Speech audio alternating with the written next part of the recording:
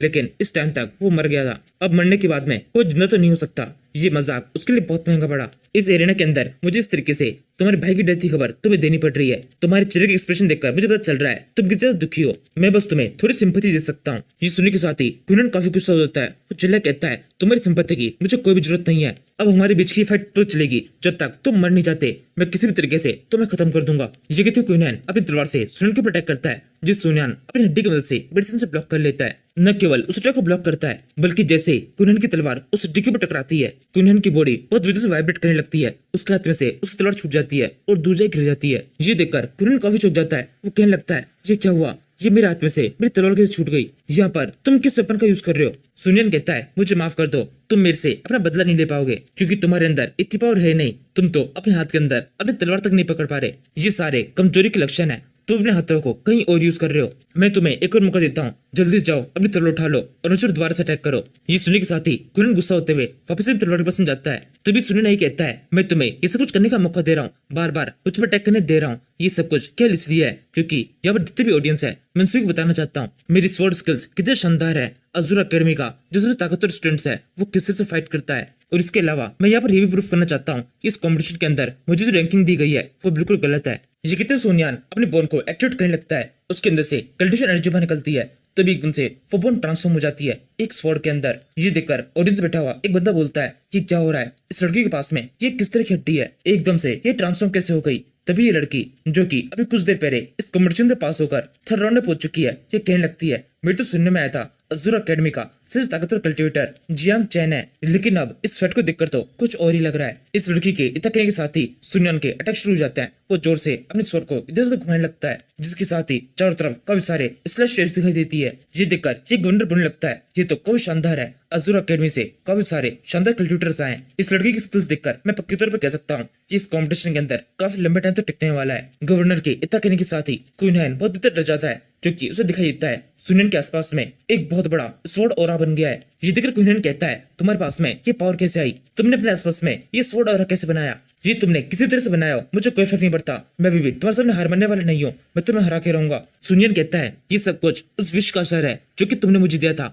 लगातार 6 महीनों तक। तुमने मेरे साथ में जब मैं क्वीन फैमिली के अंदर था जो भी बिहेवियर किया था उस सबको मैंने हमेशा अपने माइंड में रखा है। और ये सब याद करते हुए मुझे हमेशा अपना एक गोल दिखाई देता है कि मुझे तुम सभी से बदला लेना है। इसी बदले की भाव की वजह से मेरी पावर इतना तो बढ़ चुकी है। मैं हर समय अपना फोकस अपने कल्टिशन के ऊपर करता हूँ ताकि किसी तरीके से तुम्हें हरा सकूं, तुमसे आगे निकल सकूं। वैसे जैसा तुम मेरे बारे में सोचते हो वैसा ही तुम्हारा फादर ही मेरे बारे में सोचता था। उसे लगता था मैं एकदम कचरा हूँ, इसी वजह से उसने मेरे ऊपर कल्टिशन का बैन लगा दिया। लेकिन जब मैंने कल्टिशन किया तब मेरे ऊपर अटैक करके मेरा डेटिन डिस्ट्रॉय कर दिया, मेरे दोनों टांगे तुड़वा दी और फिर इसके बाद में एक जंगल के अंदर मुझे मरने के लिए छोड़ दिया। इसके बावजूद भी जब मैं सर्वाइव कर गया तब उसने खुद से मुझे मारने की कोशिश की। वो तो इस चीज के अंदर कामयाब नहीं हो पाया। लेकिन अब तुम्हारी बारी है। अब जल्दी से आगे बढ़ो और अपनी काबिलियत मेरे सामने प्रूफ करो। बताओ मुझे तुम कितने पावरफुल हो। ये सुनने के साथ ही क्वीन का गुस्सा वापस से बढ़ने लगता है। वो जोर चिल्ला कहता है यहाँ पर सभी लोग के सामने ये सारी बातें रिवील करनी नहीं चाहिए थी। इस तरीके से तुमने मेरी फैमिली का नाम बहुत ब्रिटिश डुबो दिया है। इसकी तुम्हें अलग से सजा मिलेगी। मैं तुम्हें मार दूंगा। ये कहते क्वीन अब थोड़ा जोर से मारता है। इसके साथ ही तलवार के अंदर से एक स्लैश वेव निकलती है, सुनियन की तरफ बढ़ने लगती है। इस एक वेव के ऊपर सुनियन अपने कई सारे वेव्स मारता है और सभी को काट देता है और फिर कहता है अब मेरी बारी है, मेरे अटैक को रोक के बताओ। ये कहते सुनियन अपने बड़े से स्वॉर्ड ऑरा के साथ में तेजी से क्वीन की तरफ बढ़ने लगता है। क्वीन बिल्कुल भी इस अटैक को रोकने के लिए कुछ भी नहीं कर पाता। ये तलवार का ऑरा सीधे उसके पेट में घुस जाता है और उसके हाथ में से उसकी तलवार छूट जाती है। तलवार के पड़ने के साथ ही क्वीन जोर चलता है और सीधे जाकर एक दीवार टकराता है और वो बेहोश हो जाता है। क्वीन इस टाइम पे सीधे जाकर इन दोनों बंदे जी यून और जाओ येन के पास में गिरा है। ये दोनों ही उसे देखकर काफी डर जाते हैं। जाओ येन कहने लगता है इस लड़की में तो बहुत पावर है, हम तो इसे बहुत कम समझ रहे थे, लेकिन ये तो काफी शानदार तरीके से फाइट कर रहा है। इसी टाइम पर ये एल्डर्स जो कहीं ऊपर बैठकर इस फाइट को देख रहे हैं, इनमें से एक लेंग ग्योरान से कहता है आप यहाँ पर काफी तैयारी से आई है, आपके तीनों कल्टिवेटर्स काफी शानदार है, काफी शानदार तरीके से यहाँ पर फाइट कर रहे हैं, लेकिन फिर भी इसका कोई फायदा नहीं होगा। आखिरी में हमारा सेक्टर जीतेगा। लेंग्यूरन कहती है कि इत्तेफाक की बात है, मैं भी सेम ऐसे सोचती हूँ, हमारा सेक्टर जीतेगा। इसी टाइम पर एक दूसरा एल्डर बोलता है तुम दोनों के दोनों कुछ ज्यादा ही सोच रहे हो, तुम दोनों में से किसी को सेक्ट नहीं जीतने वाला, मेरा सेक्ट जीतेगा। लेंग्यूरन कहती है आपके सेक्टर रेसिपल से मुझे काफी उम्मीद है कि वो इस कंपटीशन के अंदर सेकंड तो आ जाएंगे क्योंकि फर्स्ट पोजीशन हमारे लिए रिजर्व हो चुकी है। लेंग्योरान के इतना कहने के बाद में हम इन दोनों बंदों को देखते हैं। ये तीनों आराम से जीतने के बाद में इस एरिना से बाहर निकलने लगते हैं। इसी टाइम पर एक जगह पहुंचने के बाद में सुनील को सामने की तरफ चेन वुडी दिखाई देता है जो कि एक लड़की के साथ में है और ये लड़की चेन वुडी की बहन लेन याओ है।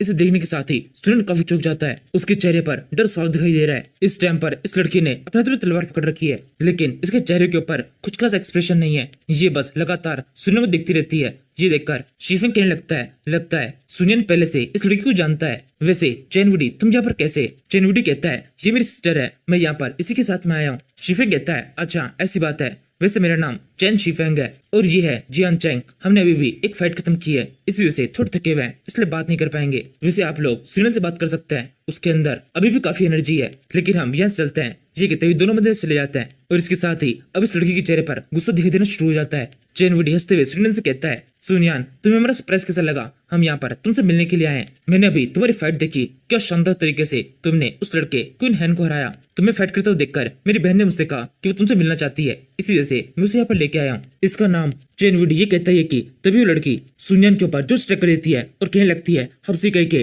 तो यहीं पे मरेगा। ये सुनकर चेन वुडी काफी चौंक जाता है और समझ में नहीं आता ये सब कुछ चल क्या रहा है। वो किस तरीके से अपनी बहन को शांत करने की कोशिश करता है, लेकिन ये लड़की शांत करने को तैयार नहीं है। ये वापस से सुनियन के ऊपर अटैक करने की कोशिश करती है। सुनियन भी सेम ऐसी कोशिश करता है। वो इसे कहता है प्लीज शांत हो जाओ, मैं जब भी तुमसे मिलता हूँ इस तरह से गुस्सा क्यों जाती हो, अटैक करने की कोशिश क्यों करती हो? अपने भाई को देखो, वो कितना शानदार है, सबसे अच्छे से बात करता है, तुम्हें उससे कुछ सीखना चाहिए। कहीं पर आराम से बैठकर हम कुछ बात कर लेते हैं। ये कहते हुए अब सुनियन भी अपनी तलवार निकाल लेता है। तभी एक दिन टाइम पर चेन वुडी बीच में रहता है। इन दोनों को अलग करते हुए कहने लगता है यहाँ पर ये चल क्या रहा है? सिस्टर ये बिल्कुल भी ठीक नहीं है। ये वही लड़का है जिसे मैंने आपके लिए सिलेक्ट किया है, उसके साथ में इस तरह का बिहेवियर ये अच्छी बात नहीं। आप तो इसके ऊपर अटैक करके आपके आगे के रिलेशन को खराब कर रही है। लिनियो कहती है चेन वुडी एकदम चुप हो जाओ, अगर आज के बाद में तुम्हारे मुंह से इस तरह कोई भी बात निकली तो तुम विश्वास नहीं करोगे मैं तुम्हारा क्या हल कर सकती हूँ। ये तलवार मैं तुम्हारी बॉडी के आर पार कर दूंगी और उसके अंदर सोचोगे भी नहीं कि मैंने तुम्हें मार दिया। ये सुनकर चेन वुडी अब इस लड़की से बात करना बंद करके सुनियन से कहता है सुनियन तुमने क्या कर दिया? मेरी बहन तुम्हारे पे इतना गुस्सा क्यों है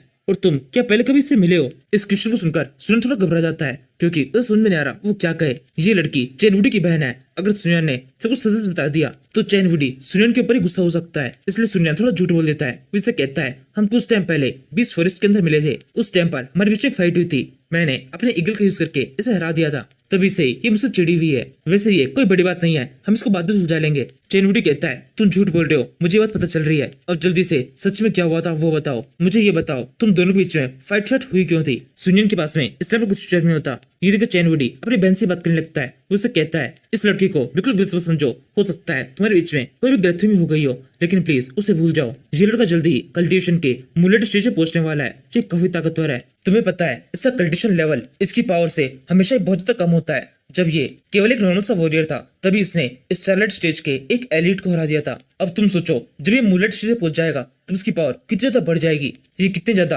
हाई लेवल कल्टिवेटर्स को फाइट में हरा पाएगा। इस लड़के की इसी पावर को देखते हुए तुम्हें इसे एक बार माफ कर देना चाहिए। ये कहते चेन वुडी किस तरीके से अपनी बहन को थोड़ा बहला फुसलाकर वहां से लेके जाने लगता है। ये से जाते हुए लेंग जुआन कहने लगती है सुनियान अभी के लिए तो हम यहाँ से जा रहे हैं, लेकिन मैं तुम्हें इन्वाइट करती हूँ मेरे घर पर आना, जब भी तुम फ्री हो जाओ तुम्हें मुझसे मिलना होगा। मेरे फादर इस सिटी के गवर्नर है, वो भी तुमसे मिलना चाहेंगे, इसी वजह से तुम्हारे लिए मेरे घर को ढूंढना ज्यादा मुश्किल नहीं होगा, तुम्हें बस गवर्नर रेजिडेंस के अंदर आ जाना है, उसके बाद में ही हम आगे की बात करेंगे। यही कहते हुए लेंग याओ और चेन वुडी दुनिया से चले जाते हैं और ये सुनकर सुनियन सोचने लगता है ये मैंने क्या कर दिया, सिटी के गवर्नर की बेटी के साथ में ही इस तरीके की हरकत कर दी, अब मेरे साथ में काफी कुछ हो सकता है। हमेशा मैं इतनी बड़ी मुसीबत में कैसे फंस जाता हूँ। एक लड़की जिस झंडे के पास में देखा वो एक सिटी के गवर्नर की बेटी निकली और एक लड़की जिसे एक गुफा के अंदर ले जाकर मैंने उसकी मदद की वो मेरे सेक्ट की एक मास्टर निकली। मेरे साथ में हमेशा इस तरह के इत्तेफाक कैसे हो जाते हैं। यहाँ से हम कुछ देर बाद में सुनियन को उसके रूम के अंदर देखते हैं जहाँ पर बैठकर फॉर्मल कल्टिवेशन कर रहा है। कुछ देर तक कल्टिवेशन करने के बाद ही फॉर्मल ब्रेक थ्रू कर लेता है, यानी कि अब सुनियन कल्टिवेशन के 9th स्टारलाइट स्टेज तक पहुंच चुका है। ब्रेक थ्रू करने के साथ ही सुनियन का प्रयास उसमें कोई फील होने लगता है। सुनियन जल्दी से कहता है कौन है वहां पर? सुनियन कितना कहने के साथ ही खिड़की से एक लड़की अंदर आती है और उसे कहने लगती है ये मैं हूँ, मैं तुमसे मिलना चाहती थी, इसी वजह से इतने रात को तुमसे मिलने के लिए आई हूँ। वैसे तो ये मैं कल भी कर सकती थी, लेकिन इतना मैं इंतजार नहीं कर सकती। सुनियन कहता है मैं आपको जानता हूँ, आपका नाम सीनियर लिन है और आप टियानलन सेट से बिलोंग करती है, आपने भी इस कंपटीशन के सेकंड राउंड को भी पार कर लिया है। मुझे सब कुछ पहले से पता है, इसलिए अपने इंट्रोडक्शन के अंदर अपना टाइम वेस्ट मत करना, जल्दी से मुझे बताओ आप यहाँ पर क्यों आई है। लिन कहती है तुम तो बहुत होशियार हो, सीधे मेन पॉइंट पे आ रहे हो, तो फिर ठीक है मैं तो सब कुछ बता देती हूँ। मैं यहाँ पर तुम्हें इन्वाइट करने के लिए आई हूँ, कैसा रहेगा तुम मेरे साथ में एक डेट पे चलो। ये सुनकर सुनियन थोड़ा घबरा जाता है। वो कहने लगता है मुझे नहीं लगता किसी भी डेट पे जाने के लिए ये टाइम बिल्कुल भी ठीक होगा, बल्कि मुझे तो ऐसा लगता है इस टाइम पर आपको मेरे साथ में इस रूम के अंदर भी नहीं होना चाहिए। जल्दी से यहाँ से चले जाइए। आपको मुझसे जो भी बात करनी है वो कल कर लेना। लेन कहती है कि क्या कह रहे हो तुम, मैं पूरे मूड से तुम्हारे रूम के अंदर आई हूँ। अब इस तरह से तुम मुझे जाने के लिए मत कहो। पूरी रात वेट कर मैं कल का इंतजार करूँ, इतनी मेहनत मुझसे नहीं होगी।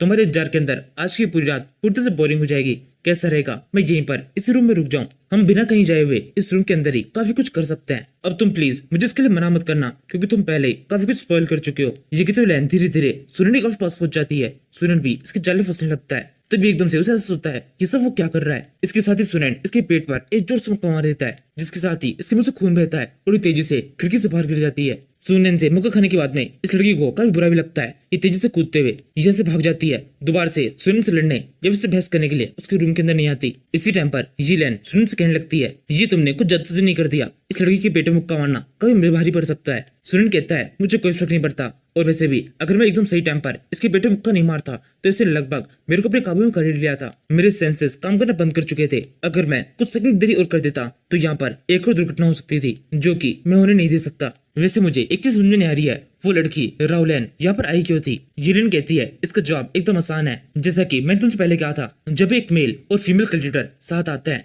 तो उन दोनों की बॉडी के अंदर स्पिरिचुअल एनर्जी का ट्रांसफर होता है। उसने कल की फाइट के अंदर तुम्हारी पावर देखी होगी, इसी वजह से उसे ऐसा लगा होगा कि तुम्हारे पास में आकर वो अपनी पावर को कब ज्यादा बढ़ा सकती है। यानी कि दूसरे शब्दों में वो तुम्हें यूज करना चाहती थी, लेकिन तुमने उसके पेट में मुक्का मारकर खुद को यूज होने से बचा लिया। वैसे एक और इम्पोर्टेंट बात, वो लड़की जिस दिखाई देती है वैसे बिल्कुल भी नहीं है। मैंने उसके ऊपर अपनी स्पिरिचुअल पावर को यूज किया था, जिससे मुझे पता चला उसकी ये जितनी दिखाई दे रही है उससे कहीं ज्यादा है। वो एक बहुत ही बूढ़ी और ताकतवर विच है। सुनन कहता है कि सच में ऐसा पॉसिबल है? उसे देख के तो नहीं लग रहा था वो ज्यादा बूढ़ी है। तभी एकदम से सुनन को समझ में आता है, उसके पसीने छूटने लगते हैं। वही कहता है ये सब क्या हो रहा है? एक बूढ़ी विच मेरे को अपना टारगेट बना रही है। वो मेरे साथ में स्त्री गलत हरकत करना चाहती है। यीलैन कहती है तुम्हें इतना डरने की जरूरत नहीं है। क्या तुम्हें ये तो पता है वो लड़की इस सेट के अंदर अभी इस टाइम पर इतने सारे कल्टिवेटर्स है, उन सभी को छोड़कर तुम्हारे पास में क्यों आई? क्योंकि उसने जिस बॉडी के ऊपर अभी कब्जा किया हुआ है उस बॉडी की पावर काफी ज्यादा लिमिटेड है। इसी वजह से मुझे ऐसा लगता है वो जल्द ही अपनी बॉडी को बदलना चाहती है। इसी वजह से यहाँ पर दो चीजें हो सकती है, या तो उसे स्पिरिचुअल एनर्जी चाहिए जो कि उसे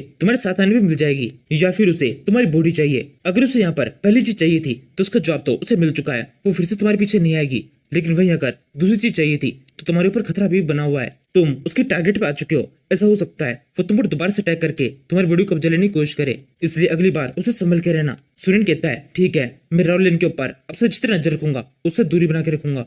सुनन के इतना कहने के साथ ही हम यहाँ से अगले दिन का सीन देखते हैं। सभी कल्टिवेटर्स एरेना के अंदर पहुंच चुके हैं। मास्टर इस टाइम पर एरेना के बीच में वो कहने लगता है ये फाइट अब दोबारा शुरू होने वाली है। कंपटीशन के अंदर मैं बता देता हूँ कौन कौन से कल्टिवेटर्स है जो कि सेमीफाइनल के अंदर पहुंच चुके हैं और वो किन से फाइट करेंगे। सबसे पहले नाम आता है जी यून का, जो कि फाइट करेगा शी फेंग से। इसके बाद में दूसरी फाइट होगी फेंग यू की जियांग चेंग के साथ। ये फाइट काफी जबरदस्त होने वाली है, क्योंकि फेंग यू काफी लंबे टाइम से जियांग चेंग को चेस कर रही है, और एक बार तो इसे जियांग चेंग को फाइट के लिए आगे चैलेंज भी कर दिया था और जियांग चेंग ने साफ मना कर दिया था। तब से फेंग यू इस फाइट का स्पेशली काफी लंबे टाइम से इंतजार कर रही है। इसके अलावा जाओ येन भी है, जो कि इस कंपटीशन के स्टार्ट के साथ में ही एक कल्टिवेटर से फाइट करना चाहता था। अब उसका इंतजार खत्म हुआ है। तीसरे राउंड के अंदर जाओ येन की फाइट सुन यान से होगी, और इसके बाद में आखिरी में होगा फोर्थ राउंड, जो कि होगा इस कल्टिवेटर राउलैन जो कि एक चुड़ैल है और वैंग डोंग के बीच। इस पूरी अनाउंसमेंट को सुनने के बाद में जाओ वैन अपने हाथ के अंदर एक फ्लेम बॉल बनाता है और उसे सुन को दिखते हुए कहता है सुनियान यहाँ देखो, इस फ्लेम बॉल के अंदर तुम्हें अपनी शक्ल दिखाई दे रही होगी। इसी बॉल का यूज मैं तुम्हारे ऊपर करने वाला हूँ। जब ये बॉल तुम्हारे मुंह पे पड़ेगी तब तुम पूरी तरह से खत्म हो जाओगे, तुम्हारी बॉडी के चित्रे उड़ जाएंगे। जाओजिन की इस बात के जवाब में सुनियान केवल हंस देता है। इसी टाइम पर शीफेंग कहता है यहाँ पर सबसे पहले फाइट मेरी होने वाली है, मेरे को जी यून से फाइट करनी होगी। सुनियान कहता है तुम जब तक घबराने की जरूरत नहीं है, केवल आगे बढ़ो और अच्छी तरह से फाइट करो।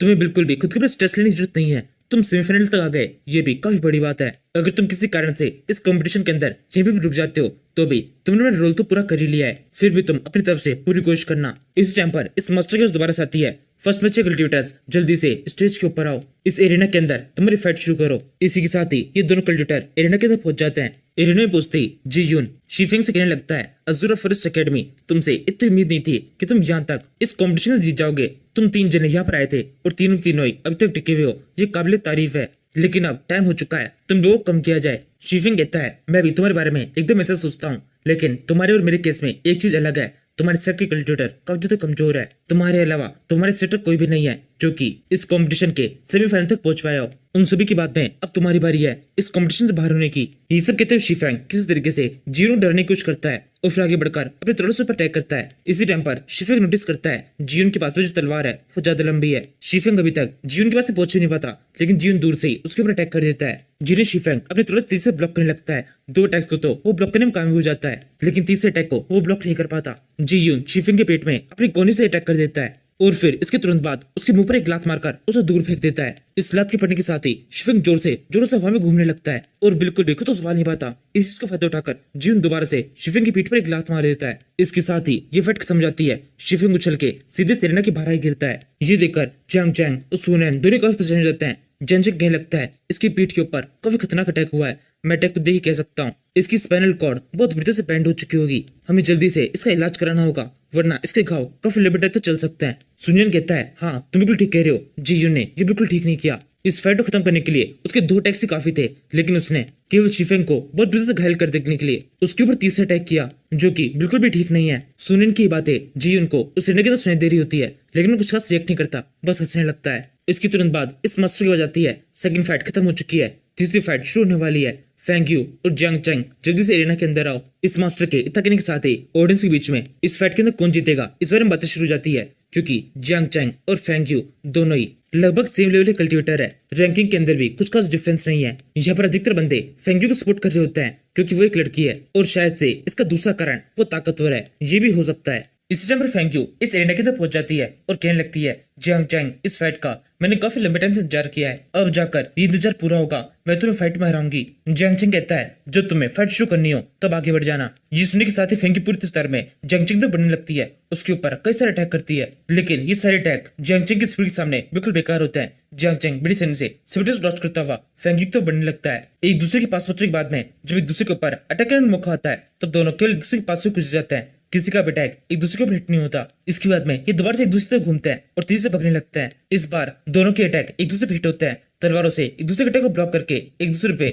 और भी तेजी से अटैक करते हैं, लेकिन इन सारे अटैक का कुछ भी खास मतलब नहीं निकलता। दोनों एक दूसरे पे अटैक करते हो रहे हैं, लेकिन क्योंकि दोनों की पावर बराबर है तो कोई भी अटैक हिट नहीं हो रहा। इन सारे अटैक्स के बाद में ये दोनों वापस से एक दूसरे दूर हट जाते हैं। फेंग यू कहने लगती है तुमने ये बात प्रूफ कर दी है कि तुम बहुत ताकतवर हो और मेरे कंपटीशन के लिए तुम एक परफेक्ट कैंडिडेट हो। तुम वो कल्टिवेटर हो जिसके ऊपर मैं अपनी ताकतवर स्किल का यूज करने वाली हूँ। चलो अब इस फाइट को एक मूव के अंदर खत्म करते हैं। जंक्शन कहता है ठीक है तुम आगे बढ़ो, तुम्हारे अटैक करने का मैं इंतजार कर रहा हूँ। ये सुनने के साथ ही फेंग यू अपनी स्किल का यूज करना शुरू कर देती है। उसकी तलवार बहुत जोर चमकना शुरू हो गई है। यहाँ पर सबसे खास बात ये होती है कि फेंग यू ने अपनी तलवार पकड़ भी नहीं रखा, फिर वो तलवार हवा में उड़ रही है। ये देखकर उन्नीस बोलने लगती है ये क्या हो रहा है, ये लड़की अपनी तलवार को इस तरह उड़ा कैसे पा रही है। ये देखकर सुनियन भी काफी चौंका होता है, वो कहने लगता है ये क्या हो रहा है। इस लड़की के पास में स्वॉर्ड फिजिक है जिसने इस लड़की को इतनी खतरनाक पावर दी है कि ये अपनी स्वॉर्ड को इस तरह से कंट्रोल कर सकती है। ये देखकर ये एल्डर लेंग योरान से कहने लगता है अब आप क्या कहेंगी। इस मूव को देखने के बाद में आपकी चीज हो जाएगा कि हमारा सेट कितना आगे निकल चुका है और बाकी सारे कल्टिवेटर कितने पीछे रह चुके हैं।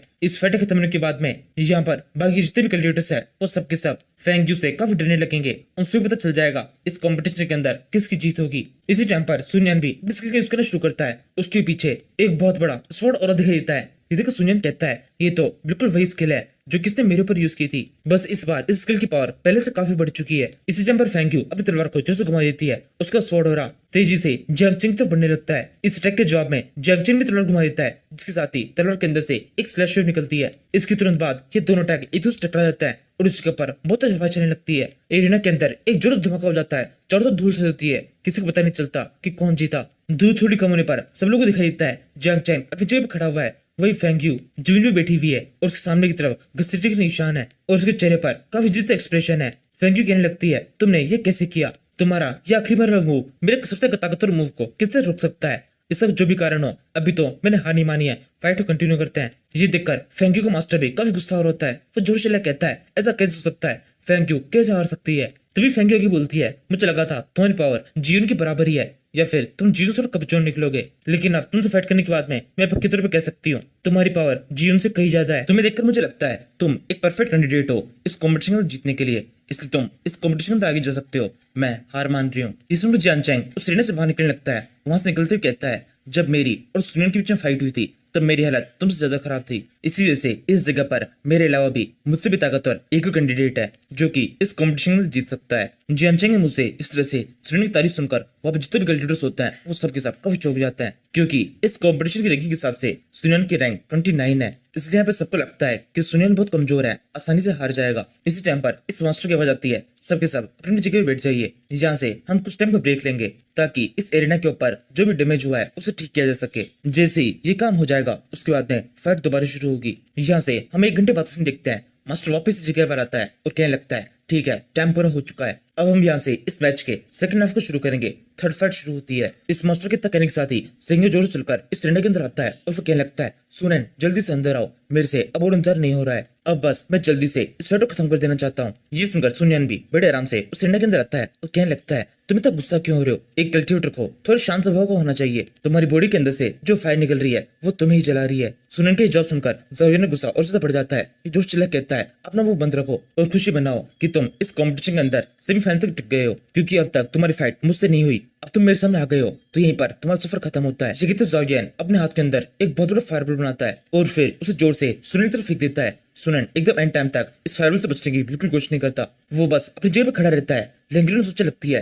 ये क्या हो रहा है, सुनैन कुछ कर क्यों नहीं रहा, ये फायरबॉल काफी ताकतवर है, अगर ये उसकी बॉडी पे हिट हो गई तो वो हार सकता है। तभी सुनैन वहां मौजूद सभी कल्टिवेटर्स और ऑडियंस को अपनी पावर प्रूफ करता है। वो बस सामने की तरफ अपनी उंगली करता है, उसके ऐसा करने के साथ ही वो फायरबॉल वहीं के वहीं रुक जाती है और इससे सुनैन की बॉडी के ऊपर कुछ भी इम्पैक्ट नहीं होता। ये देखकर ऑडियंस को पता चल जाता है कि जियांगजेंग ने अभी जो कुछ भी कहा था वो एकदम सही है, सुनैन बहुत ताकतवर है। तभी सुनैन इन सभी को और चौंकाने के लिए एक और बताता है, उन सभी से कहता है सबको लगता है मैं केवल एक स्वॉर्डमैन हूँ, लेकिन रियलिटी में ऐसा नहीं है, मेरे पास में क्राफ्टमैन की भी पावर है। इस फैक्ट के पता चलने के साथ ही सब ऑडियंस अब तो अपना सर पकड़ लेती है, वो कहने लगती है ये सब क्या हो रहा है, हमसे कहा गया था ये फाइट 2 स्वॉर्डमैन के बीच में है, लेकिन ये लड़का तो एक क्राफ्टमैन है, इस फैक्ट के बारे में हमें पहले क्यों नहीं बताया गया। इसी टाइम पर ये एल्डर लेंग योरान से कहने लगता है कि आपको इस बारे में पहले से पता था, आप इस बारे में हमें कब बताने वाली थी। लेंग योरान इससे कुछ जवाब नहीं देती, वो अपने चेहरे से ऐसे दिखाती है कि उसे इसके बारे में पहले से पता है और सोचने लगती है ये सब क्या हो रहा है, सुनिन के पास में ये पावर कब आई, ये लड़का तो बहुत कमाल का है, इसकी स्वॉर्ड स्किल्स काफी शानदार है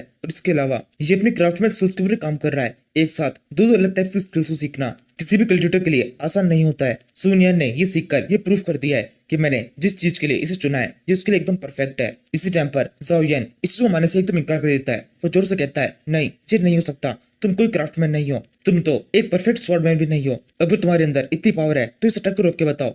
तो ज़ाओ यान सुनन के ऊपर एक और फायरबॉल मारता है। यहाँ पे सुनन के हाथ में पहले से एक फायरबॉल होती है, दूसरी फायरबॉल को भी वो अपने हाथ से पिटिशन से रोक देता है और फिर उन दोनों बॉल्स को अपने हाथ में लिए कहने लगता है देखा तुमने मेरे ऊपर 2 अटैक किए, लेकिन मैं केवल एक अटैक करूंगा, तुम्हारी ये दोनों फायरबॉल मुझे नहीं चाहिए, वापस ले लो। ये कहते सुनियान ज़ाओ यान के ऊपर एक जोश अटैक कर देता है, इन दोनों फायरबॉल को साथ में मिलाकर एक बहुत बड़े फायरबॉल को ज़ाओ यान की तरफ फेंक देता है। ज़ाओ यान इस अटैक को बिल्कुल रोक नहीं पाता, फायरबॉल सीधा कर उसकी बॉडी में पड़ती है और उसकी हालत बहुत बुरी तरह से खराब हो जाती है। उसकी इसी हालत देखकर सुनियन कहने लगता है तो अब तुम क्या करने वाले हो, जल्दी से हार मान लो, तुम्हारी और मेरी पावर के अंदर एक बहुत बड़ा डिफरेंस है जिसे तुम कवर अप नहीं कर सकते। ज़ाओ यान कहता है नहीं बिल्कुल भी नहीं, मैं हार तो नहीं मानूंगा। ये कहते ज़ाओ यान अब उसी जगह पर अपना कल्टिवेशन शुरू कर देता है। उसकी बॉडी के अंदर पहले से इतनी एनर्जी है कि वो बड़ी आसानी से कुछ सेकंडों के अंदर उसी एरिना के बीच में अपना ब्रेक थ्रू कर सकता है। ये देखकर सुनियन हंसते हुए बोलता है तुम अपना ब्रेक थ्रू तो कर सकते हो, लेकिन मुझे हरा नहीं सकते, तुम्हारे ब्रेक थ्रू के बाद में भी ये फैक्ट नहीं बदलेगा कि तुम बहुत कमजोर हो। सुनियन की इन बातों से ज़ाओ यान गुस्सा और ज्यादा बढ़ने लगता है। उसके आसपास में एक बहुत बड़ा फायर ऑरा दिखाई देता है। ज़ाओ यान कहता है इस ट्रक के बाद में सच में पता चल जाएगा कि कौन कमजोर है,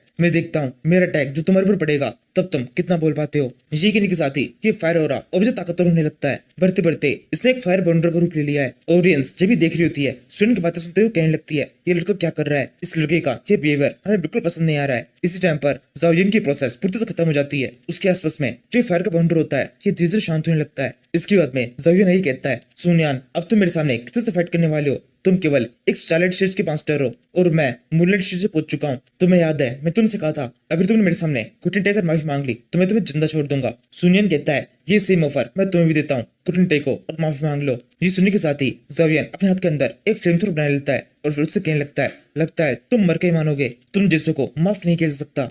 मूनलाइट स्टेज पहुंचने के कारण ज़ाओ यान के हाथ में अब जो फ्लेम थ्रो बनती है वो ब्लू रंग की होती है, जिसे देखकर सुनियन काफी डर जाता है, उसके चेहरे की सारी सी गायब हो जाती है। ज़ाओ यान कहता है क्या हुआ, तो हमारी हंसी कहाँ गई, जब भी मेरा लेवल अप होता है हर एक लेवल अप के साथ में मेरी फ्लेम स्किल और से ताकतवर होती जाती है। पहले मेरे पास में नॉर्मल फ्लेम की पावर थी, लेकिन अब ये डिवाइन फ्लेम है, इस फ्लेम को तुम बिल्कुल भी रोक नहीं पाओगे। ये तरफ ज़ाओ यान अपनी फ्लेम पावर को फुल पीक में यूज करने लगता है, जिसके साथ ही उसके पीछे एक फ्लेम का ड्रैगन दिखाई देता है। इसके तुरंत बाद ज़ाओ यान के इशारे के साथ ही ये ड्रैगन पूरी रफ्तार में सुनियन की तरफ बढ़ने लगता है। लेकिन ये अटैक दिखने में जितना शानदार होता है उतना खतरनाक असर डाल नहीं पाता। सुनियन बड़ी सैनिक से अपनी तलवार को यूज करके इसके ऊपर कैसे स्लैश मारता है और बड़ी सैनिक से इसे काट देता है। ये देखकर ये गवर्नर बोलने लगता है, ये लड़का तो काफी कमाल का है, अपने विंड टेक्निक का यूज इस फायर को घुमाने के लिए कर रहा है। इस तरीके से ये डिवाइन फायर बहुत भीतर से कट जा रही है। इसी टाइम पर फैंग यू और भाई कल्टिवेटर काफी चौके होते हैं। उनमें से कहता है, इस लड़के ने मूनलाइट स्टेज के एक कल्टिवेटर के अटैक को इतनी आसानी से रोक दिया। फैंग यू कहने लगती है, ऐसा कैसे हो सकता है, मैं भी एक स्वॉर्ड मैन हूँ, तो ये लड़का इस अपनी स्वॉर्ड को इतनी अच्छी तरह से कैसे घुमा पा रहा है। हम दोनों का लेवल एकदम बराबर है, इसके बावजूद इसकी स्किल इतनी ताकतवर कैसे हो सकती है। मेरे पास में तो स्वॉर्ड फिजिक भी है, फिर भी मैं ऐसा नहीं कर सकती। इसी टाइम पर जियानचैंग बिल्कुल चौंका नहीं होता, क्योंकि उसे पता है सुनियन कितना ताकतवर है। तभी उस एरिना के अंदर सुनियन का अटैक शुरू हो जाता है। सुनियन ज़ाओ यान से कहता है, अब मेरी बारी है, मेरे अटैक्स को रोको। इसी कहते हुए सुनियन डिसाइड कर लेता है कि अब उसे इस गेम को खत्म करना है। तो सुनियन अभी थोड़ा धीरे से घुमाता है, उसके साथ करने के साथ ही स्वॉर्ड के अंदर से एक स्लैश निकलता है, जिसे देखने के साथ ही ज़ाओ यान और ये मास्टर जो कि इस कॉम्पिटिशन का रेफरी है, ये दोनों ही काफी डर जाते हैं। ज़ाओ यान को इस स्लैश के अंदर अपनी डेथ दिखाई देने लग जाती है। वो समझ जाता है वो किसी भी तरीके से अटैक डॉच नहीं कर सकता और ना ही ब्लॉक कर सकता है। तभी एकदम सही टाइम पर ज़ाओ यान के पीछे कोई आ जाता है। ये स्लैश किसी चीज से टकराता है और वहाँ पर एक बहुत ही धमाका होता है। दूर लटने के बाद में हम देखते हैं ज़ाओ यान अभी भी जिंदा है। इस मास्टर ने उसे बचा लिया है, अपने हाथ से सुनियन के अटैक को रोक दिया है। अटैक को रोकने के बाद में वो सुनियन से कहने लगता है, इस लड़के का अटैक काफी ज्यादा ताकतवर था, मैं नहीं चाहता इस कंपटीशन के अंदर किसी की भी डेथ हो। अगर ये अटैक ज़ाओ यान की बॉडी के ऊपर हिट होता तो खत्म हो जाता। इसी वजह से मैंने ज़ाओ यान को बचा लिया है, इसलिए अब हम इस चीज को मान सकते हैं कि सुनियन इस फाइट के अंदर जीत गया है। इस मास्टर के इतना कहने के साथ ही ये फाइट यहीं खत्म हो जाती है। सुनियन को इस मैच का जीता घोषित कर दिया जाता है और उसे अगले राउंड के अंदर एंट्री मिल जाती है। यहाँ से हम अगले दिन का सीन देखते हैं। सुनियन आराम से अपने रूम के अंदर है, वो वहाँ पर अपनी प्रैक्टिस वगैरह कुछ कर रहा है। उसकी स्वॉर्ड वापस से इस हड्डी की शेप में आ चुकी है, जिसे लगातार कोई दिनों से घुमाता जा रहा है। 3000 बार करने के बाद में सुनियन कहने लगता है, मैंने जितना सोचा था ये उससे ज्यादा मुश्किल है, केवल फर्स्ट मूव को ही सीखने के लिए मुझे काफी मेहनत करनी पड़ रही है। लेकिन अगर मैंने एक बार ये फर्स्ट मूव सीख लिया तो मेरे पास में इतनी पावर आ जाएगी कि मैं किसी के ऊपर भी ठंडा स्ट्राइक मार पाऊंगा। अगर मैंने पूरी तरह से इस स्किल को सीख लिया तो ये स्किल मेरे पास अभी तक जितनी भी स्किल है उन सभी में से सबसे ज्यादा ताकतवर होगी। और फिर वहीं अगर मैंने बाकी के दोनों मूव्स को भी सीख लिया तब तो कमाल ही हो जाएगा। यही कहते हुए सुनियन जोर से हंसना शुरू कर देता है। इसी टाइम पर शी फैंग उसके पहुंचता है और सुनियन से कहने लगता है, सुनियन तुम यहाँ पर क्या कर रहे हो, मुझे पता है तुम जब देखो तब कल्टिवेशन ही करते रहते हो, लेकिन क्या तुम्हें पता है यहाँ से बाहर क्या चल रहा है। जितने भी कल्टिवेटर्स नेक्स्ट राउंड तक पहुंचे हैं उन सभी ने तुम्हारे को देख लिया है और अब उन सभी को लगता है कि उनकी फाइट तुमसे होने वाली है और तुम्हारे साथ में उनका कॉम्पिटिशन सबसे ज्यादा खतरनाक होगा।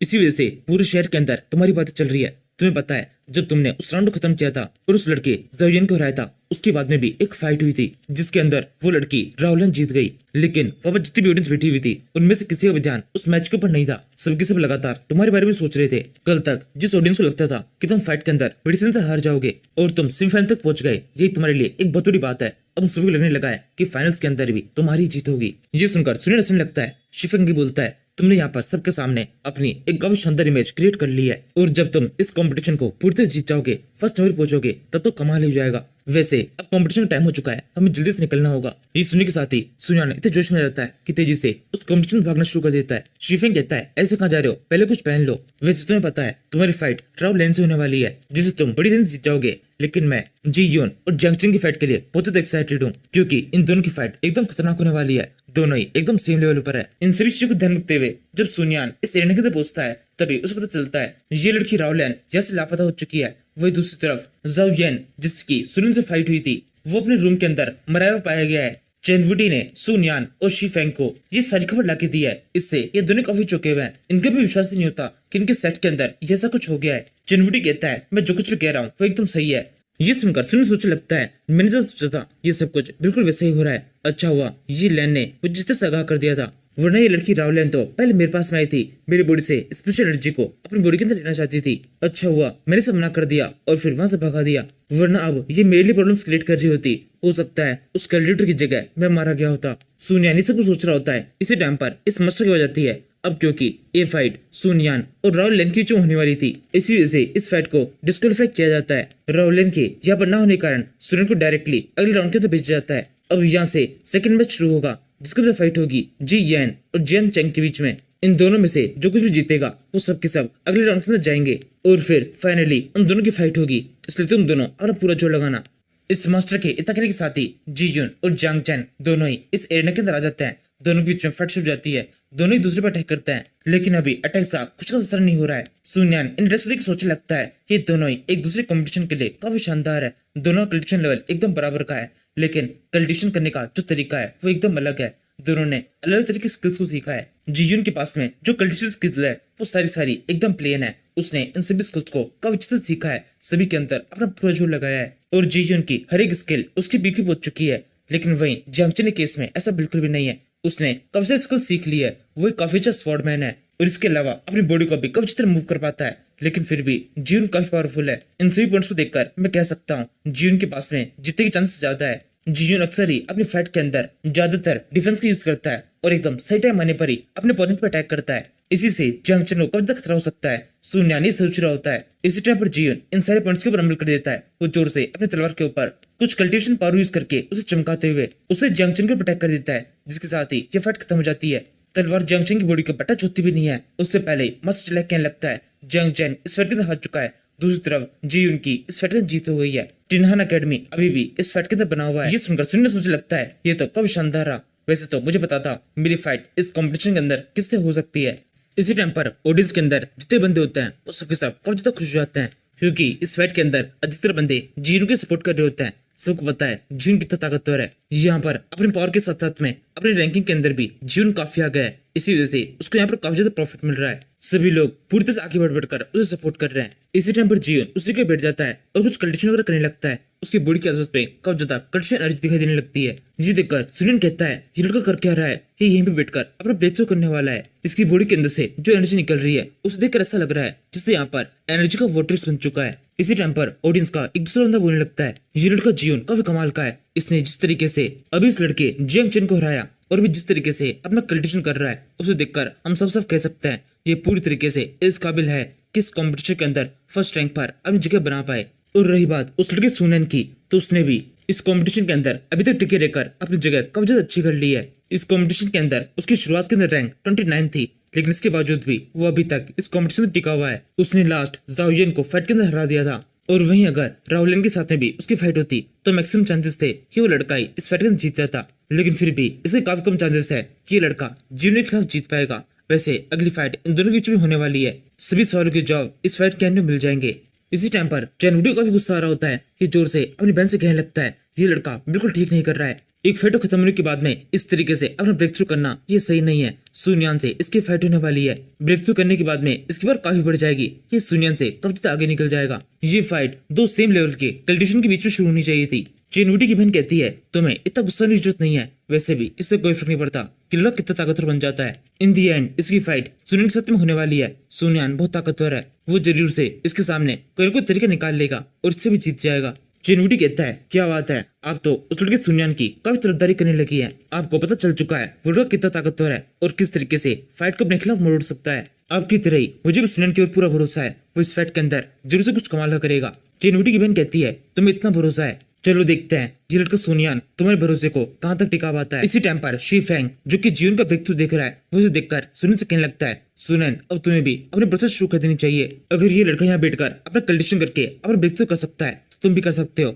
जल्दी से अपने ब्रेक थ्रू प्रोसेस शुरू करो और खुद को ताकतवर बनाओ। अगर तुम ऐसा नहीं करते हो तो इस फाइट के अंदर तुम हार सकते हो। सुनियन कहता है नहीं ये बिल्कुल घबराने की बात नहीं है, मैं वैसे भी 9th स्टारलाइट स्टेज पर हूँ। स्टारलाइट स्टेज के एकदम पीक पे पहुंच चुका हूँ। यहाँ से अगर मैंने ब्रेक थ्रू किया तो मैं सीधे मूनलाइट स्टेज पे पहुंच जाऊंगा। मुझे नहीं लगता अभी मुझे इतना बड़ा ब्रेक थ्रू करने की जरूरत है। अभी तक सिचुएशन इतनी खराब नहीं हुई है, मुझे लगता है मैं जीवन को जरूर से ऐसे ही हरा सकता हूँ। इतना तो मुझे अपने पे भरोसा है। शी फेंग मुझे भरोसा करो, बिना ब्रेक थ्रू किए इस फाइट के अंदर मैं जीत जाऊंगा। ये कहते सुनियान इस एरेना की तरफ आगे बढ़ने लगता है। इसी टाइम पर जियांग चेंग उसे कहने लगता है सुनियान थोड़ा संभल के, उसने मेरे ऊपर जो अटैक किया था वो काफी जबरदस्त था। पूरी फाइट के अंदर एक सेकंड के लिए भी ऐसा नहीं हो पाया कि मैं उसके ऊपर किसी तरीके खरोच मार पाया हूँ। उसके पास में जो स्वॉर्ड है वो काफी शानदार है, वो स्वॉर्ड्स को काफी अच्छे तरीके से मूव करता है। कभी कभार जब मैं उस फाइट के बीच में था मुझे ऐसा लग रहा था मुझे वो स्वॉर्ड दिखाई नहीं दे रही है। इसी वजह से मैं उस अटैक को ब्लॉक करने के लिए कुछ भी कर नहीं पाया। इसके लिए तुम सतर्क रहना। सुनियन कहता है ठीक है, इस बात को मैं अच्छे से ध्यान रखूंगा। सुनियान इतना कहता है कि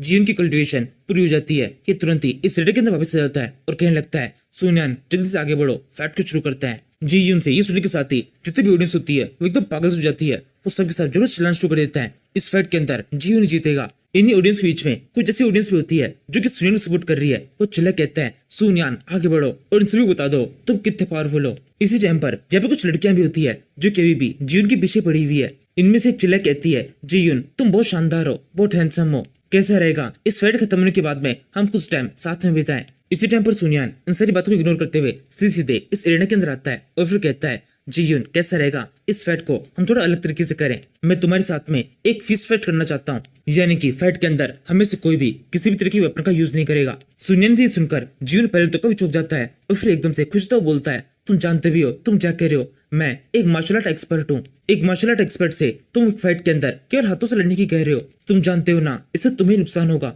अपनी स्वॉर्ड का यूज करके तुम किस तरीके से बेसर में कुछ देर टिक सकते हो, लेकिन हाथों से तुम्हारे लिए फाइट काफी मुश्किल हो जाएगी। सुनियन कहता है, मेरी फाइट की चिंता तुम मत करो, मैंने जितना सोच लिया है, तुम बस इतना बताओ क्या तुम इसके लिए तैयार हो। जीवन कहता है, हाँ बिल्कुल मैं तैयार हूँ। हाथों से फाइट करने में मुझे अभी से मजा आएगा जब इस फाइट के एंड के अंदर मैं सबसे ये कहूंगा कि तुम्हारी बात पाने के बावजूद भी मैंने तुम्हें इतनी आसानी से हरा दिया, तो इन सारी ऑडियंस के सामने मेरी पावर और ज्यादा अच्छी प्रूफ हो जाएगी। इसके अलावा मैं सबसे ये भी कह पाऊंगा कि मैंने अज़ूरा सेक्ट के सबसे ताकतवर डिस्पेल को केवल अपने हाथों का यूज करके हरा दिया, मेरे को किसी वेपन का यूज नहीं करना पड़ा। ये कहते जीवन अपनी तलवार को साइड में रख देता है और फिर कहता है, चलो ठीक है अब फाइट शुरू करते हैं, जल्दी से आगे बढ़ो। ये सुनने के साथ ही सुनियान भी फाइट की पोजीशन में आ जाता है और फिर कहता है, मैं तो कब से तैयार हूँ। ये सुनने के साथ ही जीवन पूरी तेज रफ्तार में सुनियन की तरफ बढ़ने लगता है। दोनों के अटैक एक दूसरे टकरा जाते हैं, दोनों एक दूसरे के मुक्के के ऊपर अपने मुक्के मारते हैं, जिससे इस जगह पर एक छोटा धमाका होता है। धमाके की फोर्स से ये दोनों ही एक दूसरे दूर हट जाते हैं। इस धमाके का इम्पैक्ट सुनियान और इस बंदे जीवन के ऊपर एकदम बराबर होता है। इसी वजह से जीवन काफी चौंक जाता है। सुनियन कहने लगता है, तुम काफी चौंक गए, मुझे ऐसा लग रहा है यहाँ पर हम दोनों के हाथों की पावर एकदम बराबर है। मैंने तुम्हें ऐसे ही फिस्ट टैग को इस फाइट के लिए यूज करने के लिए नहीं कहा है, मैं भी यहाँ पर पूरी तैयारी के साथ में आया हूँ, मुझे कम मत समझना। पिछली फाइट के अंदर जैसे मैंने अपने बारे में एक बात रिवील की थी कि मैं केवल एक स्वॉर्डमैन ही नहीं एक क्राफ्टमैन भी हूँ, वैसे ही इस फाइट के अंदर भी मैं अपने बारे में एक बात रिवील करता हूँ। मैं न केवल स्पिरिचुअल स्किल्स के ऊपर काम कर रहा हूँ बल्कि मार्शल आर्ट स्किल्स भी मेरे को काफी अच्छी तरह से आती है। ये सुनने के साथ ही जीवन का चेहरा देखने लायक होता है। ये सोचने लगता है लड़का किस तरीके का है, ये एक स्वॉर्डमैन है, क्राफ्टमैन है, स्पिरिचुअल स्किल्स सीख रहा है, मार्शल आर्ट स्किल्स भी सीख रहा है, एक साथ में कोई इतना सब कुछ कैसे सीख सकता है। इसकी तो एज भी कुछ ज्यादा नहीं लग रही, कहीं ऐसा तो नहीं ये जितना दिखाई दे रहा है उससे भी ज्यादा एज का है। जिसको जीवन सुनियन से पूछ लेता है, तुम्हारी एज क्या है। सुनियन कहते हैं, ज्यादा नहीं है, अभी कुछ टाइम के अंदर ही मैं 17 साल का होने वाला हूँ। ये सुनकर चैनुटी की बहन सोचने लगती है, ये लड़का क्या कह रहा है, मैं कुछ टाइम के अंदर 20 साल की होने वाली हूँ, लेकिन फिर भी मैं केवल एक सेकंड स्टार मास्टर हूँ और ये लड़का 17 स्टेज पर है। हम दोनों की एज के अंदर जो डिफरेंस है उतना डिफरेंस कल्टिवेशन के अंदर नहीं है, और उसकी पावर देखकर तो मुझे ऐसा लग रहा है कि पावर में तो अभी से मुझसे आगे है। इसी टाइम पर सुनियान और जीवन की बातें सुनकर ये गवर्नर अलग ही काफी खुश हो रहा होता है। ये कहने लगता है, यंग लड़के बहुत अच्छे, तुम्हें देखे लगता है आने वाली पीढ़ी के पास में भी काफी शानदार कल्टिवेशन का टैलेंट है और कल्टिवेशन की अगली पीढ़ी पिछले से भी ज्यादा ताकतवर है। इसी टाइम पर जीवन कहने लगता है, तुम्हें ज्यादा खुश होने की जरूरत नहीं है सुनियान, पिछले पंच के अंदर मैंने केवल स्ट्रेंथ का 70% ही यूज किया था, अब जब मैं तुम्हारे ऊपर लगातार मुक्के मारूंगा तब देखते हैं तुम कितने तरीके से उसे रोक पाते हो। ये कहते जीवन अपनी हाई स्पीड का यूज करता है, एकदम से वो पीछे से गायब हो जाता है और सुनियन के एकदम पास पहुंचकर उसके ऊपर एक जोर से कमाने की कोशिश करता है। जीवन के अचानक से अटैक से सुनियन काफी चौंक जाता है। वो जल्दी से अपने दोनों हाथों को सामने लगकर इस अटैक को ब्लॉक करने की कोशिश करता है, लेकिन फिर भी पूरी तरह से ब्लॉक नहीं कर पाता। अटैक पड़ने के साथ ही वो जोर से चलकर दूर से गिर जाता है, लेकिन किसी तरीके से खुद को इस एरिना से वर्जन से बचा लेता है। जीवन इसलिए बोलता है, तुम्हें लगा नहीं होगा मेरी स्पीड इतनी ज्यादा फास्ट है, यहाँ पर केवल तुम ही नहीं हो जो कि दूसरे कल्टिवेटर्स को किसी तरह सरप्राइज दे सको। इसी टाइम पर सुनियन वापस से खड़ा होता है। जीवन वापस से अपने स्पीड यूज करके सुनियन के एकदम पास पहुंचकर उसके ऊपर कमाने की कोशिश करता है। तभी सुनियन भी अपनी स्पीड दिखाता है और बड़ी सेंस से अटैक डॉज करते हुए जीवन के ऊपर एक साथ अपने हाथ और पांव से अटैक कर देता है। इससे जीवन काफी घबरा जाता है और जोर से कूदकर उसे दूर हटने लगता है। इसी टाइम पर सुनियन के चेहरे के ऊपर एक शैतानी स्थिति दिखाई देती है। इसके तुरंत बाद सुनियन जोर से चलता है और जीवन के ऊपर वापस से मुक्का मारने की कोशिश करता है। इस बार जीवन अटैक डॉज नहीं कर पाता, उसे अपने हाथ से अटैक को ब्लॉक करना पड़ता है, लेकिन यहाँ पर सुनियन के अटैक रुकते नहीं है। सुनियन दोबारा से उसके ऊपर मुक्का मारता है जिसे भी जीवन ब्लॉक कर लेता है। इसी टाइम पर जीवन को एकदम सही मौका मिलता है, वो एकदम से अपनी एक लात सुनियन के ऊपर घुमा देता है, जिस सुनियन बड़ी से डॉज करते हुए जीवन से थोड़ा दूर हट जाता है और फिर घूमते हुए जीवन ने पहुंचने के साथ ही एक बुलेट की जैसी तेज रफ्तार से जीवन तो बढ़ने लगता है और उसके एकदम पास पहुंचने के बाद में उसके मुंह पर एक रट्टे मुक्का मार देता है। जीवन इस टाइम तक जीवन भी उतर रहा होता है, इसी वजह से वो ना तो अटैक डॉज कर पाता है और ना ही उसे ब्लॉक करने के लिए कुछ कर पाता है। मुक्का पड़ने के साथ ही जीवन का जबड़ा बहुत बुरी तरह से हिल जाता है, वो बहुत बुरी तरह से घसीटता हुआ काफी दूर जा गिरता है। सुनियन कहता है, अपना ब्रेक थ्रू करने के बाद में ऐसा हो सकता है तुम कल्टिवेशन के अंदर मुझसे आगे निकल गए हो, लेकिन फिर भी तुम्हारी स्पीड मुझसे कम ही है। इसी टाइम पर जीवन वापस से खड़ा हो जाता है और फिर कहने लगता है, अभी तक ये फाइट खत्म नहीं हुई है। अब तक मैंने तुम्हारे ऊपर कोई खतरनाक अटैक यूज किया ही नहीं। अब टाइम हो चुका है मैं अपने खतरनाक अटैक तुम पर यूज करूँ। जैसे ही मैं मुलेट स्टेज पे पहुंचा था मेरे को कई सारी कल्टिवेशन स्किल्स आ गई है और जो पिछली कल्टिवेशन स्किल्स थी वो सारी भी मैंने अगले लेवल पे पहुंचा दी है। सुनियन कहता है तो भी ठीक है, उनका भी यूज कर लो, मुझे बताओ तुम क्या कर सकते हो। ये सुनने के साथ ही जीयून अपनी पहली स्किल यूज करता है, इसके साथ ही उसके पीछे एक लैंड का ऑरा दिखाई देता है। इसे देखकर जीयून के सपोर्टर्स काफी खुश हो जाते हैं। वो कहने लगता है ये तो काफी शानदार है। जीयून इस फाइट के अंदर एस्ट्रल एनर्जी आर्मर का यूज कर रहा है, इस तरीके से उसका डिफेंस थोड़ा ताकतवर हो जाएगा। दूसरा बंदा बोलता है लेकिन ऐसा कैसे हो सकता है कि स्किल अक्सर फोर्थ मुलेट स्टेज कल्टिवेटर से सीख पाते हैं, लेकिन ये तो अभी अभी फर्स्ट मुलेट स्टेज पर ही है, तो इसके पास में ये स्किल कैसे हो सकती है। पहला बंदा बोलता है यानी इसका मतलब कि जिस स्किल का यूज कर रहा है या तो ये कुछ अलग है या फिर कंप्लीट नहीं है, इसी वजह से ये डिफेंस काफी कमजोर हो सकता है। सुनियन को भी ये बात शायद पहले से पता होती है, इसी वजह से जब वो जीयून को अब तक दिखता है तब वो हंसने लगता है और फिर कहता है तो फिर ये बात है तुम इस स्किल को यूज करते हुए मेरे हाथों से हारना चाहते हो। इस कल्टिवेशन के अंदर फर्स्ट प्लेस मैंने अपने लिए रिजर्व कर लिया है, कोई भी मुझे रोक नहीं सकता। ये कहते हुए अब सुनियन भी अपने हाथों के अंदर कल्टिवेशन एनर्जी को इकट्ठा करने लगता है। जैसे जीयून उसके एकदम पास से पहुंचता है सुनियन के पीछे एक ठंडा ड्रैगन दिखाई देता है। इसके साथ ही सुनियन और जीयून इन दोनों के मुक्के एक दूसरे से टकरा जाते हैं। इस बार ये दोनों अटैक बिल्कुल भी एक दूसरे के बराबर नहीं है। सुनियन के अटैक के अंदर बहुत ज्यादा पावर है, जैसे ही दोनों के मुक्के एक दूसरे से टकराते हैं जीयून के हाथ के ऊपर इसका बहुत ही खतरनाक इम्पैक्ट पड़ता है, उसका हाथ एकदम से टूट जाता है। इस लहर के कारण उसकी बॉडी के उसमें जो भी डिफेंस आर्मर बना होता है इसके भी टुकड़े हो जाते हैं। सुनियन यहाँ भी रुकता नहीं है, वो जीयून के पेट के ऊपर एक रख के मुक्का मार देता है। ये मुक्का पड़ने के साथ ही जीयून दो टप्पा खाते हुए सीधे इस एरेना के बाहर जाकर गिरता है और दोबारा से उठ नहीं पाता। वहीं पे लेटे लेटे वो कहने लगता है ये बिल्कुल नामुमकिन है, मुझे ये हरा कैसे सकता है। इस फाइट के इस रिजल्ट को देखकर चैनवुडी की बहन काफी चौंक जाती है। चैनवुडी कहने लगता है तुम इस तरह चौंक क्यों रही हो, मैं तुझे पहले से बताता ये लड़का सुनियन इस फाइट के जीत जाएगा, वो मेरा दोस्त है, न केवल जीवन बल्कि यहाँ पर जितने भी कल्टिवेटर्स है उनसे भी से सुनियन काफी ज्यादा ताकतवर है। ये सुनकर चैनवुडी की बहन को भी थोड़ी शर्म से आने लगती है। इसी टाइम पर जीवन वापस से खड़ा हो जाता है और कहने लगता है आपको चाहे कुछ भी हो, इस फाइट के अंदर मैं लगभग हार चुका हूँ, लेकिन फिर भी मैं तुम्हारे ऊपर अपना आखिरी अटैक करूंगा, हार तो मैं बिल्कुल नहीं मानूंगा। ये कि तो जीवन तेजी से अपनी तलवार की तरफ बढ़ता है, उसे उठाकर उसी से सुनियन के ऊपर अपना आखिरी अटैक कर लेता है। सुनियन भी इसके जवाब में अपनी हड्डी को बाहर निकाल लेता है और हंसते हुए कहने लगता है मुझे भी इस तरह के अपोनेंट्स बहुत ज्यादा पसंद है जो कि फाइट के अंदर पूर्णतः से हारने के बावजूद भी अपनी हार नहीं मानते, लेकिन फिर भी एक अच्छे कल्टिवेटर को ये समझना चाहिए वो कब हार चुका है और कब उसे पीछे हटना है। सुनियन के इतना कहने के साथ ही जीयून उसके एकदम पास से पहुंच जाता है, दोनों के टैग एक दूसरे टकरा जाते हैं। सुनियन अपनी हड्डी की मदद से इस ट्रक को ब्लॉक कर लेता है। जैसे ही ये दोनों वेपन्स आपस में टकराते हैं इस जगह पर एक छोटा सा धमाका होता है।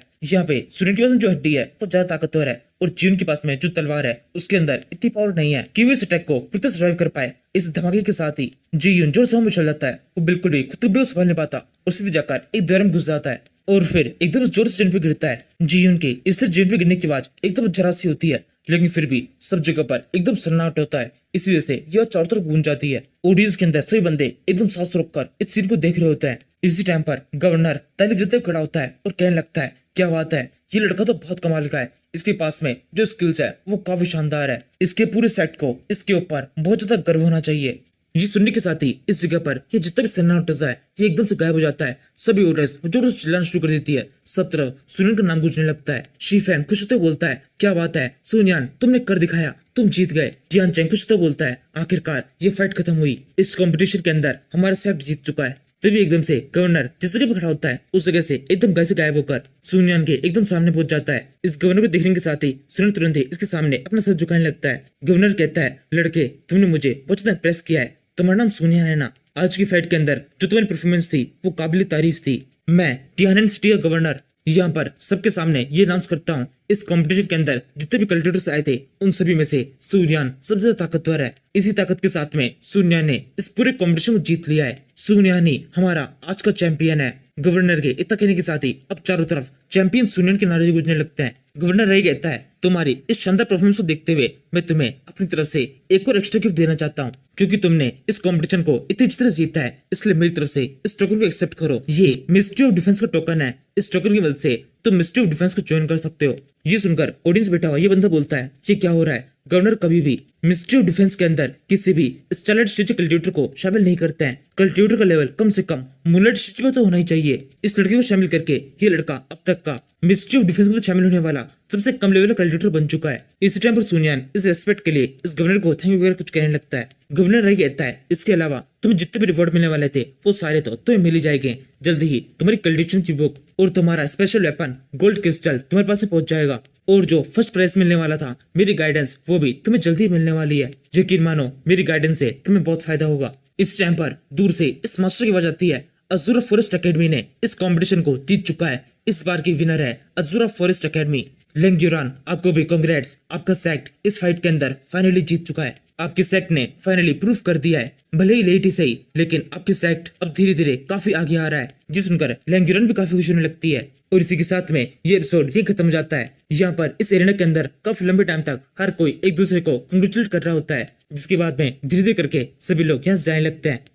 एपिसोड शेड में देखते हैं ये कंपटीशन जो कि टिनहान सिटी के अंदर चल रहा था, इसके अंदर सुनियान की जीत हो चुकी है। इससे कुछ लोग बहुत शौक में हैं और कुछ लोग बहुत ज्यादा खुश है। वो सब के सब सुनियान की तारीफ करने लगते हैं। उसके नाम की चारों तरफ फुटिंग होने लगती है और साथ में सभी लोगों को यह बात पता चल जाती है कि ज़ूरा सेक्ट कितनी ताकतवर है और उसके डिस्पल्स के अंदर कितनी पावर है। टिनियन सिटी का गवर्नर भी खुद आगे बढ़कर सुनियान की तारीफ करता है और उसे अपनी तरफ से एक एक्स्ट्रा इनाम देता है जो कि एक टोकन है। इस टोकन की मदद से मिनिस्ट्री ऑफ डिफेंस के अंदर कोई भी कल्टीवेटर एंट्री कर सकता है। नॉर्मल केसेस में मिनिस्ट्री ऑफ डिफेंस के अंदर केवल उन्हीं कल्टीवेटर्स को शामिल होने का मौका दिया जाता है जो कि कम से कम मूनलाइट स्टेज पर हो, लेकिन सुनियान केवल स्टारलाइट स्टेज पर है। लेकिन फिर भी इस स्पेशल टोकन की मदद से वो चाहे तो अभी भी इस मिनिस्ट्री ऑफ डिफेंस के अंदर अप्लाई कर सकता है। इन्नी सारी रिवॉर्ड को और सारी रिस्पेक्ट को लेने के बाद में सुनियान अपने रूम के अंदर पहुंचता है, जहाँ पर ये लैन उससे कहने लगती है, बहुत अच्छे, तुम्हारे पास में एक बहुत ही शानदार स्किल का स्क्रॉल है। ये हेवन ग्रेड बैटल टैक्टिक्स है और इसके अलावा अब तुम्हारे पास में ये डिवाइन गोल्ड भी है। इसकी मदद से तुम एक शानदार वेपन बना सकते हो।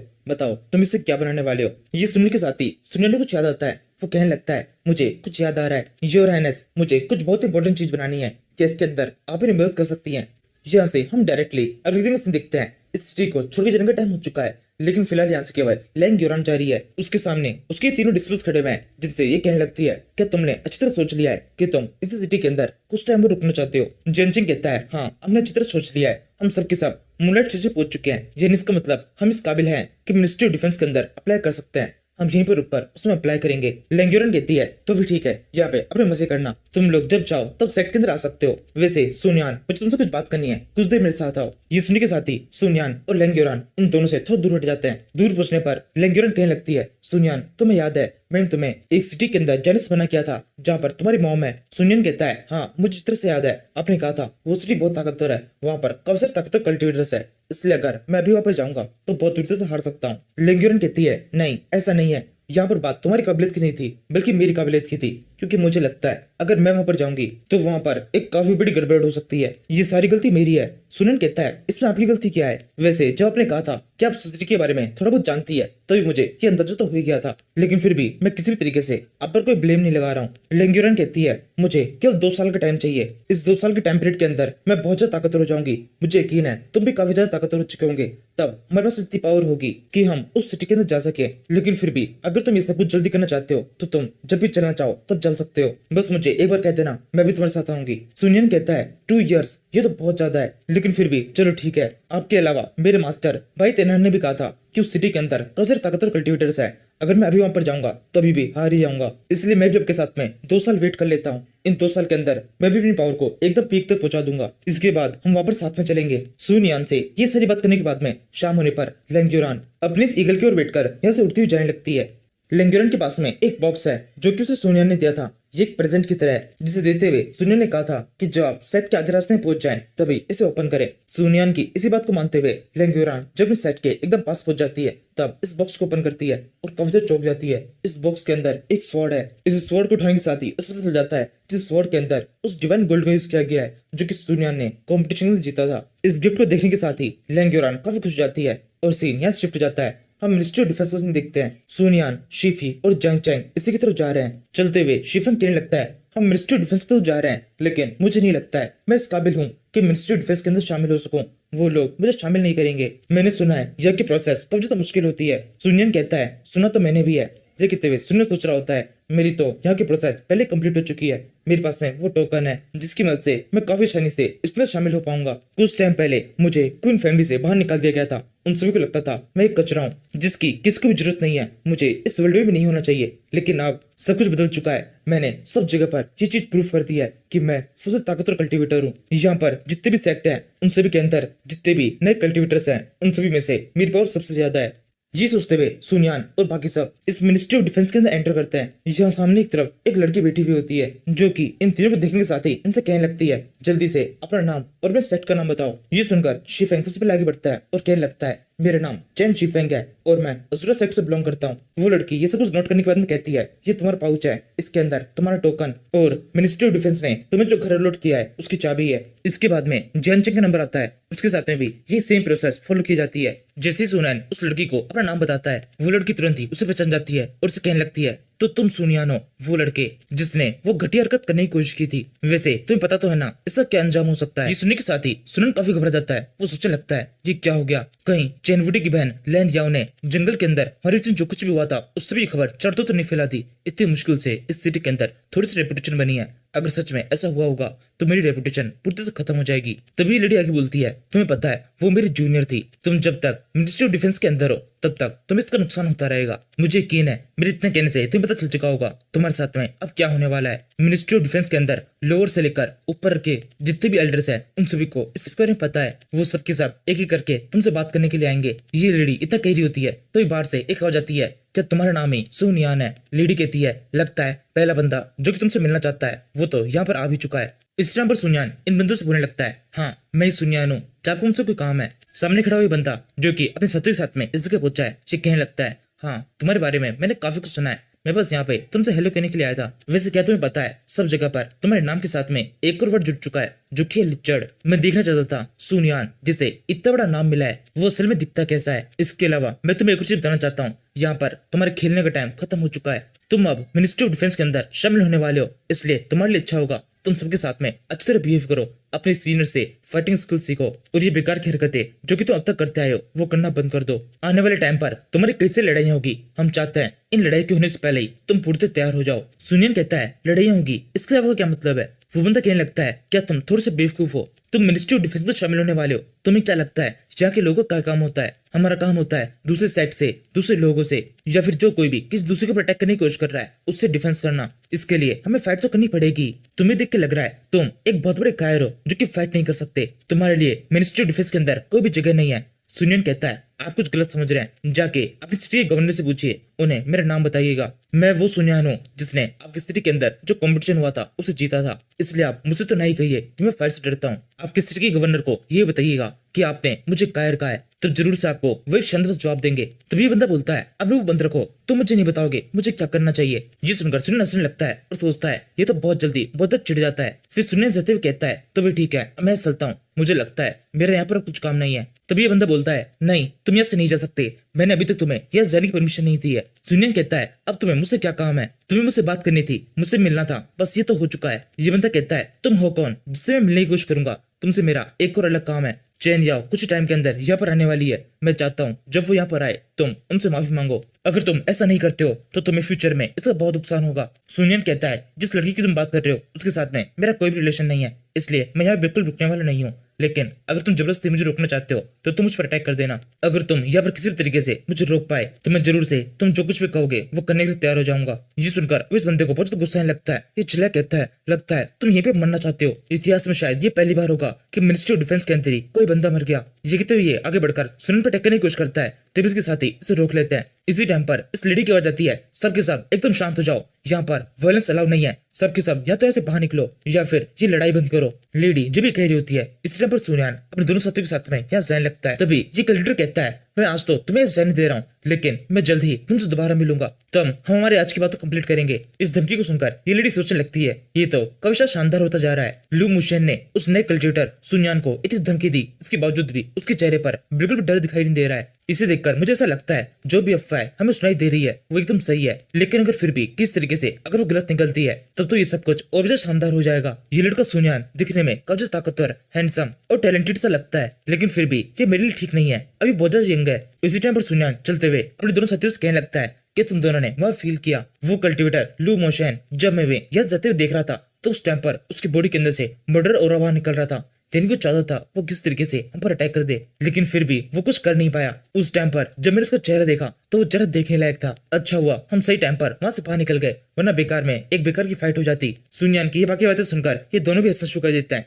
यहाँ से एक टाइम लैप्स शुरू होता है। हम डायरेक्टली 20 दिन बाद सीन देखते हैं। अभी इनके चेहरे पर जितनी हंसी होती है वो सारी सारी गायब हो जाती है और चेहरे के ऊपर हंसी की बजाय दर्द दिखाई देने लगता है। यहाँ पर जियानचंग का हाथ टूट चुका है, वहीं शिफेंग की पूरी बॉडी टूट गई है। वो पूरी तरह से बिस्तर पे लेटा हुआ है। यहाँ पे सुनियान एकदम परफेक्ट है। वो इन दोनों से कहने लगता है कि तुम दोनों के साथ में क्या हुआ, तुम्हारी ये हालत किसने की। शिफेंग कहता है तुम हमारी इस हालत को देख रहे हो, मुझे तो लगा था हम लोग मरने वाले हैं, एकदम मौत के मुंह से वापस लौटे हैं। मिनिस्ट्री ऑफ डिफेंस के अंदर ज्वाइन होने के बाद में हमें अलग अलग रैंक के हिसाब से मिशन दिए गए हैं। हर एक कल्टिवेटर को रैंक के हिसाब से डिवाइड भी किया गया है, उनकी टीम्स बनाई गई है। ऐसे ही हमें भी एक मिशन मिला था जिसके अंदर हमें फाइट माउंटेन किंग से करनी थी। माउंटेन किंग बहुत ज्यादा ताकतवर था, वो हमसे फाइट करने के लिए आ गया और उसके साथ में और भी काफी सारे बंदे थे जिन सभी ने हम पर एक साथ अटैक कर दिया। वो माउंटेन किंग कम से कम सेकंड मूनलाइट स्टेज पे था। जब मैंने उससे फाइट की तो बहुत लंबे टाइम तक हम दो लड़ते ही रहे। आखिर के अंदर मैंने किस तरीके से उसे हरा दिया, लेकिन उसे हराना बिल्कुल भी आसान नहीं था। उसे हराने से पहले मेरी बॉडी के ऊपर उसने 4 बार अटैक करके 4 बार एक बहुत खतरनाक अटैक किए थे,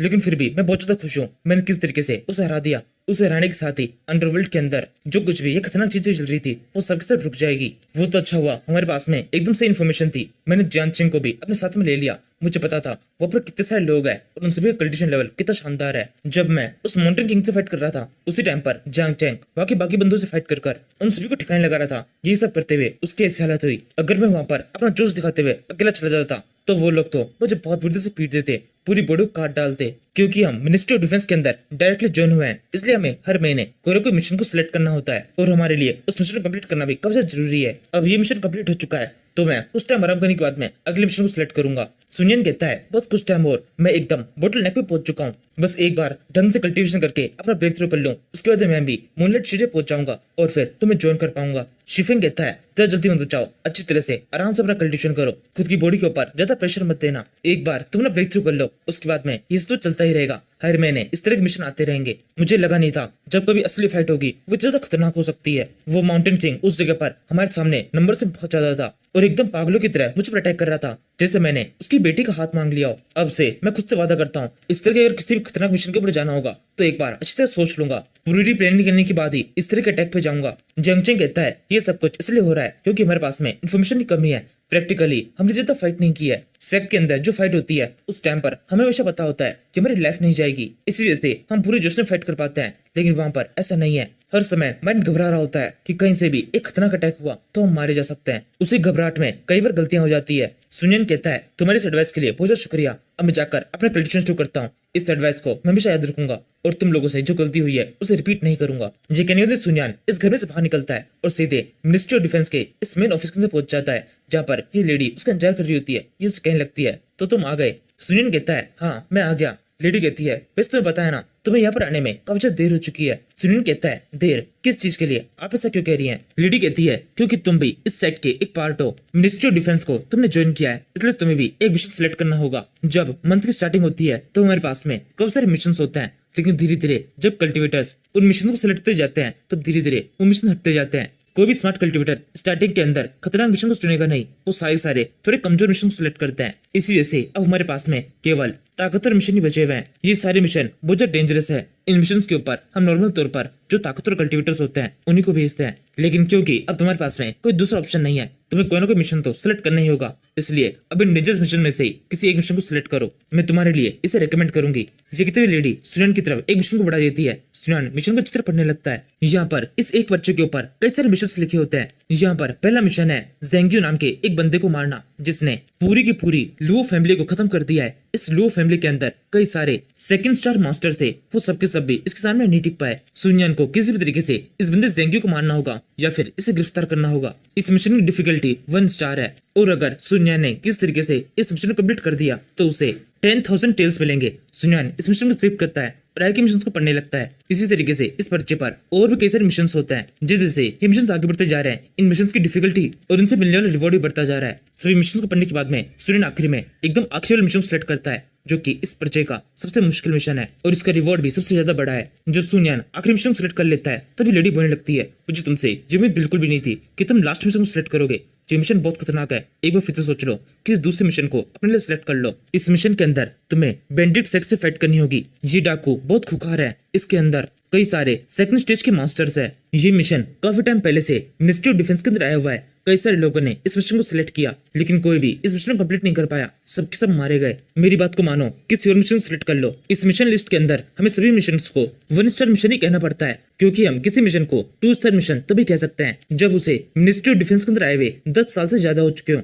लेकिन इस मिशन को अभी केवल 3-4 साल ही हुए हैं। इन 3-4 सालों के अंदर ही इसी मिशन की वजह से कई सारे कल्टिवेटर्स मारे गए। ये मिशन केवल एक कब्र की तरह है, जिसके अंदर कल्टिवेटर्स खुद ही लेटने के लिए जा रहे हैं। सुनियन कहता है कोई भी दिक्कत वाली बात नहीं है, मैं संभाल लूंगा। इसी टाइम पर ल्यू मोशन इसी के पहुंच जाता है और कहने लगता है, सिस्टर जाओ, अब इस लड़के को रोक क्यों रही है? यहाँ पर कोई भी कल्टिवेटर अपनी मर्जी से कोई मिशन सेलेक्ट कर सकता है, और ये लड़का तो बहुत ज्यादा एरोगेंट है। इसके लिए अच्छा होगा कि इस मिशन के ऊपर जाए और फिर मारा जाए। तभी इसे पता चलेगा कि कोई ताकतवर मिशन अपने लिए एक ताकतवर कल्टिवेटर को मांगता है। लेकिन वही अगर उस मिशन के ऊपर इस जैसा कोई कमजोर कल्टिवेटर चल जाए तो वो बस बहुत बुरी तरह से मारा जाता है। वैसे मैं अभी भी एक मिशन कंप्लीट करके आया हूँ। ये मिशन भी काफी खतरनाक था। इस मिशन के अंदर मैंने कई सारे अलग अलग मॉन्स्टर्स को मारा, जिनसे मुझे कई सारी शानदार चीजें मिली है। मैं आपके साथ में बैठकर इन सभी चीजों को सेटल करना चाहता हूँ। इसलिए अच्छा होगा कुछ बेकार के लोग जो क्या मौजूद है वो जल्दी से चले जाएं, और जिस मिशन पे वो जाना चाहते हैं वहां पर फ्रीली चले जाएं, क्योंकि इस मिशन के ऊपर जाने के बाद में ये वैसे भी वापस लौटने वाला है नहीं। इस लड़के के लिए किसी मिशन को कंप्लीट करना एक मजाक की तरह होगा।